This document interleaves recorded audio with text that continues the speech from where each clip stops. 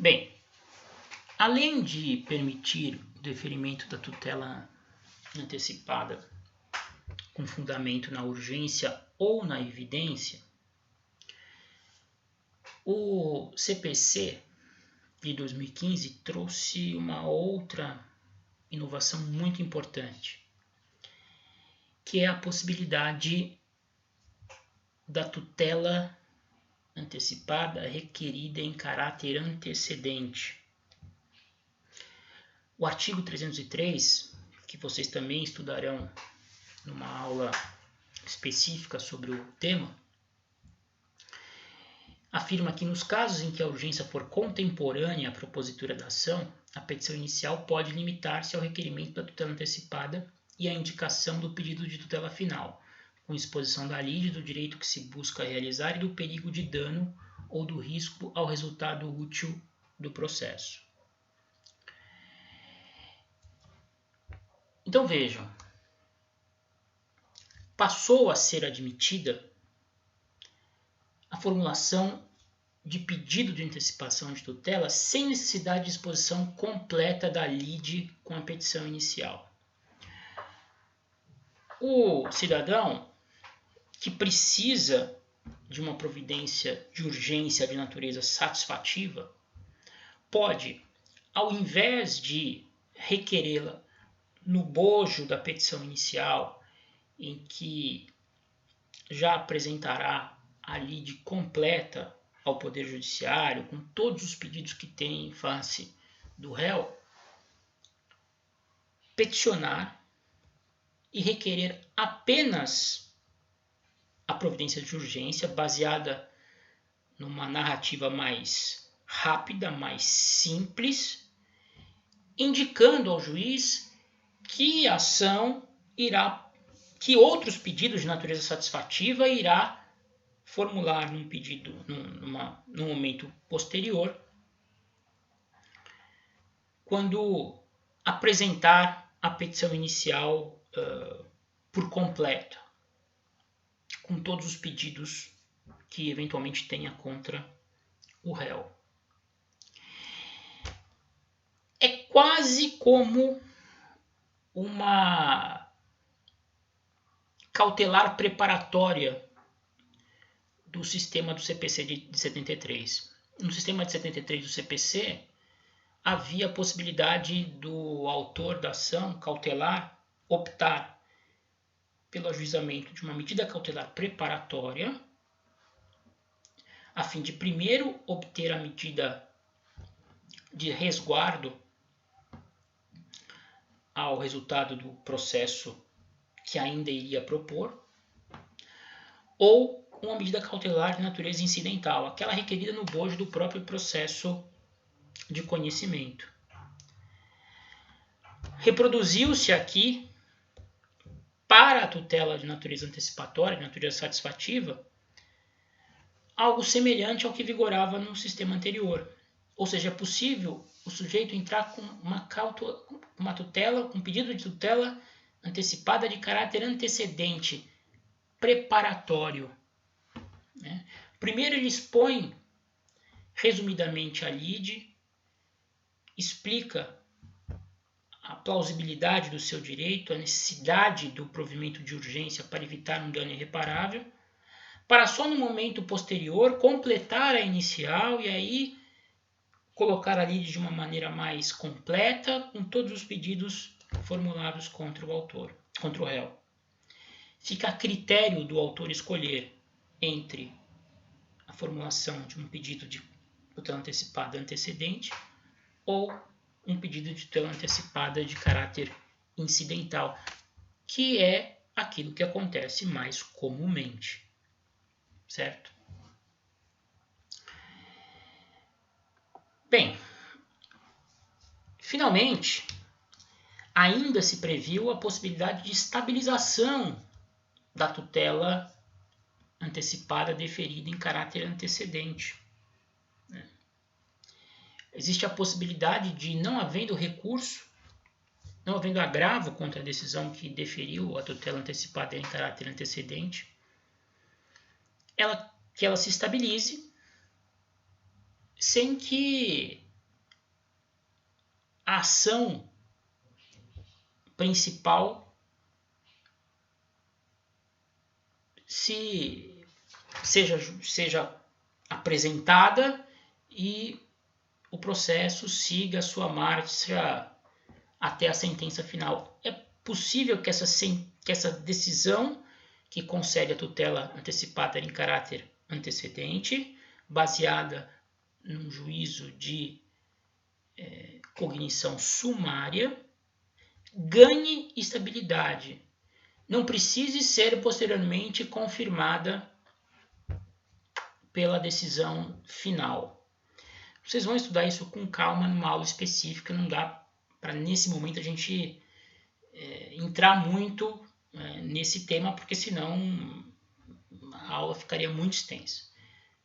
Como aqui é uma aula mais geral, estou apresentando as características gerais, saibam, vocês lógico já sabem, mas fiquem com a informação de que é possível hoje a estabilização da tutela antecipada concedida em caráter antecedente, algo que não havia no sistema anterior. Aliás, no sistema anterior nem existia a possibilidade de ajuizamento de ação visando a concessão de tutela antecipada em caráter antecedente.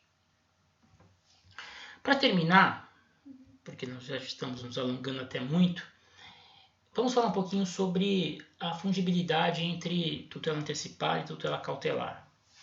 A gente já tocou no assunto lá no início da explanação.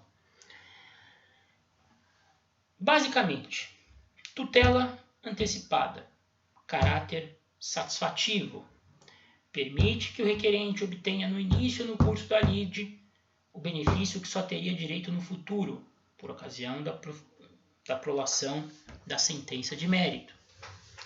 Tutela cautelar, destinada exclusivamente a resguardar ou proteger o resultado útil do processo, ou seja, não é uma tutela que antecipa o mérito para o autor.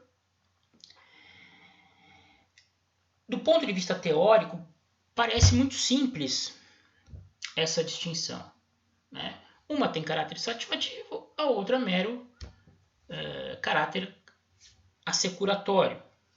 Uma busca satisfazer, entregar aquilo que o autor deseja obter ao final do processo, e a outra busca assegurar o resultado útil desse próprio processo. Assegurar que, no momento da prolação da sentença final, em que o juiz irá examinar os pedidos formulados na inicial, em caso de acolhimento desses pedidos, o autor consiga efetivá-los, consiga receber aquilo que tem direito, obter do réu a conduta que tanto deseja. Do ponto de vista teórico, parece muito clara essa distinção. Mas, na prática, nós temos inúmeras situações em que ficamos em dúvida a respeito da natureza do provimento, especialmente de urgência, solicitado pela parte. Cito aqui como exemplo a separação de corpos, né, em ações de divórcio. A medida de separação de corpos sempre foi rotulada pela doutrina e pela jurisprudência, e pelo próprio legislador, havia previsão no CPC anterior, como uma medida de natureza acautelatória. Né? Buscava-se afastar o cônjuge do lar conjugal, especificamente naqueles casos em que o cônjuge ameaçava com o emprego de violência física ou psicológica a parte contrária, a fim de evitar que, no final do processo de separação judicial, que já não existe mais, ou de divórcio, a integridade física dessa parte ameaçada ficasse preservada e ela pudesse usufruir de todo o resultado esperado com a separação ou divórcio. Só que essa medida, embora rotulada como cautelar, ela também possui uma natureza satisfativa. Porque à medida em que você decreta a separação de corpos, você está antecipando parte dos efeitos que o provimento jurisdicional da ação de divórcio irá produzir em favor dos litigantes. Com a separação de corpos, você está impedindo a coabitação, que é um dos deveres do casamento, né, dos cônjuges no casamento, e acaba sendo inviabilizado com a medida. Então, ela também tem uma natureza satisfativa. Quando você pede, por exemplo, numa ação, o sujeito recebeu uma cobrança indevida, ingressou com uma ação judicial para obter o reconhecimento da inexigibilidade do título em que essa cobrança se lastreia e solicitando também, uma vez que vamos imaginar que esse título já tenha sido protestado, a suspensão dos efeitos do protesto. Se o pedido for de suspensão dos efeitos do protesto, ele terá nítido caráter assecuratório, porque você não está cancelando o protesto, você está impedindo que o protesto produza efeitos de maneira a preservar o resultado útil do processo. Ou seja, caso de fato a dívida seja reconhecida como o título seja reconhecido como inexigível, o autor não tenha o seu proveito frustrado pelo fato de ter permanecido com o nome negativado, o nome maculado, com abalo de crédito, por um tempo indefinido.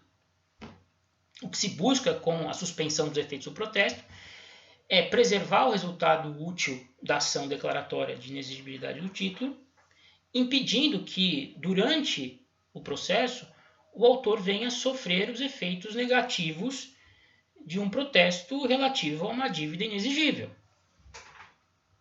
Agora, se o pedido formulado inicial for de cancelamento liminar do protesto, aí nós estamos nos referindo a uma medida de natureza satisfativa. Porque não é que se busca a suspensão dos efeitos do protesto de maneira a assegurar que o sujeito possa continuar exercendo normalmente as suas atividades sem restrição durante o curso do processo até o juiz proferir uma sentença reconhecendo a inexigibilidade e nulidade do débito. Aqui se requer uma medida de natureza satisfativa. Se requer que o juiz determine o cancelamento do protesto, né? E não mera suspensão dos efeitos. Há quem interprete também que isso seja uma medida cautelatória, porque é realmente meio confusa a situação. Então, para evitar esse tipo de confusão e tornar a tutela de urgência mais efetiva, o parágrafo único do artigo 305 diz: caso entenda que o pedido a que se refere o caput, e aqui o 305 fala da tutela cautelar requerida em caráter antecedente, tem a natureza antecipada, o juiz observará o disposto no artigo 303. Ou seja, percebendo que o que é requerido tem natureza de tutela antecipada e não cautelar, o juiz pode entregar uma prestação, uma espécie de tutela diversa, de natureza antecipada, a fim de conceder maior efetividade ao processo. Tá certo? Com isso, nós terminamos a exposição da matéria. Fico aí disponível para o esclarecimento de dúvidas. Espero que todos fiquem bem aí. Um abraço, hein?